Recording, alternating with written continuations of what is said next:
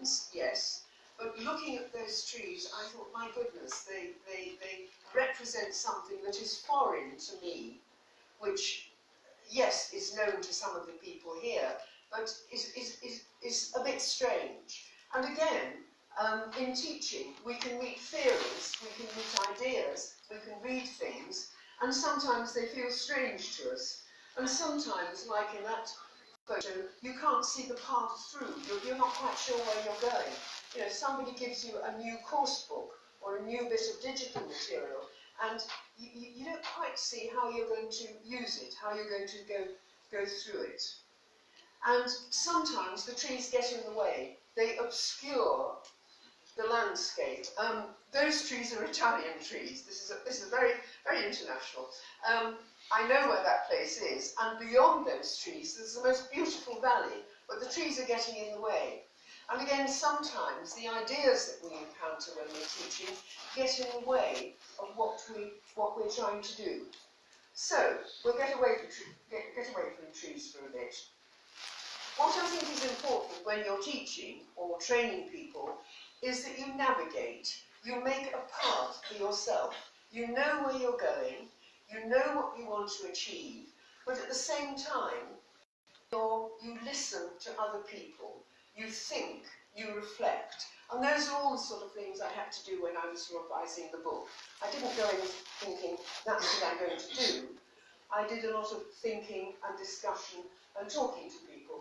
And with this edition of the book, I was very lucky to be able to work with a Brazilian colleague, Vinnie Nobre, who some of you may know, who could bring a different dimension to teaching and learning English from the one that I'm familiar with.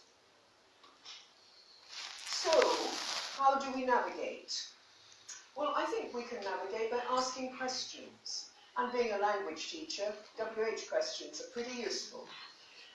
Because we can ask them about ourselves, we can ask them about our trainees and our students, and we can ask them about the language. So what we're going to do this morning is I'm going to give you some questions, up to you whether you want to talk about them, think about them, discard them, but they're the sort of questions that I did for myself and talked to Vinnie about when we were revising the book.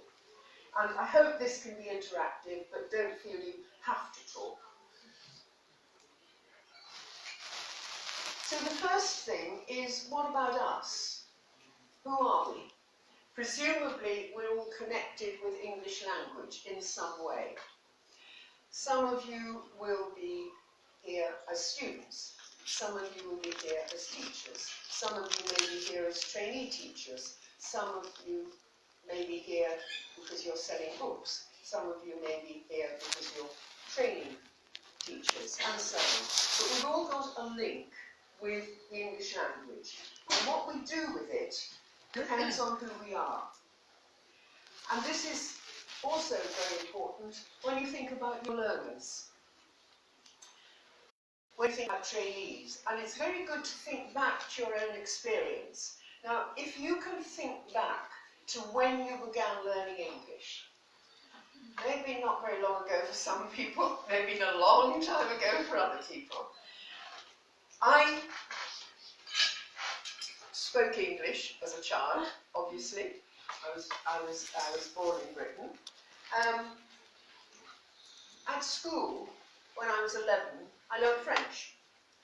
Not because I particularly wanted to, but because that's what you did.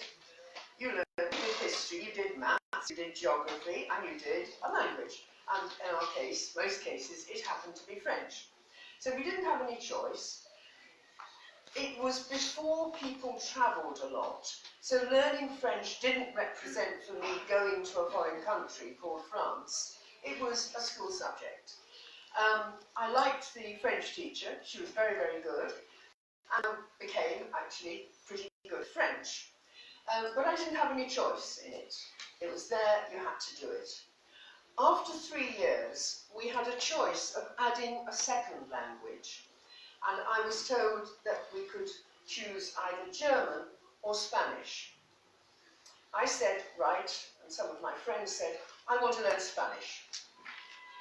And the head teacher said, no, Susan, You can't learn Spanish because of the timetable. It doesn't fit into the timetable. With the other subjects you've chosen, it'll clash with Spanish. And I said, but I want to learn Spanish. And she said, no, you learn German. And I said, being a fairly strong-minded adolescent, I want to learn Spanish. She said, no, you will learn German. So I began learning German, not wanting to do it, not liking the German teacher. I think the German teacher didn't like me either. It was 2 years of that, and German is the only subject I failed in the school exams when I was 16. And what that reminds me is how important the rapport is between a student and a teacher. And this doesn't apply just to English, it's to any subject. This personal rapport is just so important. And sometimes you're lucky and sometimes you're unlucky. Now, would anybody like to tell us how they began learning English? Why, where? Any good experience? Yes. Turn around so everybody can hear you. Okay, so I learned English, right? I started when I was 3 years old. Ah. Yes, it's because my mother couldn't learn English. She had a problem to learn languages. And she asked me to learn because of that, so she registered me in a bilingual nursery school. And apparently, I like the teachers, and I like everything, and my teachers realized they had some kind of skill. It was like skillful for the language, so they recommended my mother to register me in a bilingual school. So, yes. So a really positive experience. Yeah. You were lucky. But I was forced at first by my mother. Okay. Yes. Your mother had a positive experience too. Yes. Anybody else? Anybody have a negative experience? I'm sure. Yes. Yeah, Tell us. well, when I was in Do you want to turn around so I can? when I was in school, I had an English teacher program. When she started teaching us, I couldn't understand at all. Yeah. Then when I finished school, I have to learn the English because I like it. But at first lesson, when I arrived to the classroom, the teacher said, "Could you please close the door?" And I didn't understand. I didn't get the message. So I feel so frustrated. Yes. And of course, the other students were laughing, at me. Yes. For me, it was difficult at the beginning, but then over the years, I finished the course and also enrolled here. Yes. And it was a great experience. Good. So it went from negative to positive. Yes. Great. Okay. Well, in fact, there are as many experiences as there are people in this room. We've all got different ones. And I think as a teacher, it's quite important when you meet a class for the first time to remember to think of them as individual people. I think as teachers, we do have a bad habit sometimes of saying, oh, they're intermediate, or I've got the third year class, or we give them labels which come from their language level. And okay, they're that, but they're also 5, 15, 50 different individuals, and they will have their own reasons for wanting or not wanting to learn a language, and they'll come with their own ideas. And I think as a teacher, you've got to kind of understand that and draw it out of them, and help the ones who are not self-confident, who feel that they're no good, like me with German, give them the self-confidence that, yeah, okay, you may make mistakes, but actually, you can do quite a lot of things well. And I think one's role as a teacher is to try and explore the possibilities for your students.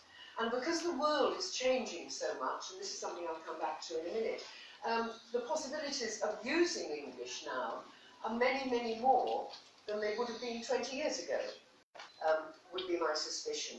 So asking questions about yourself, about the people you're working with, I think can help us to define ways to go ahead.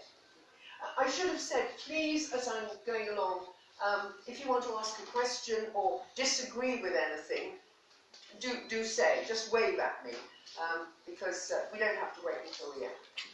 Okay, so asking questions.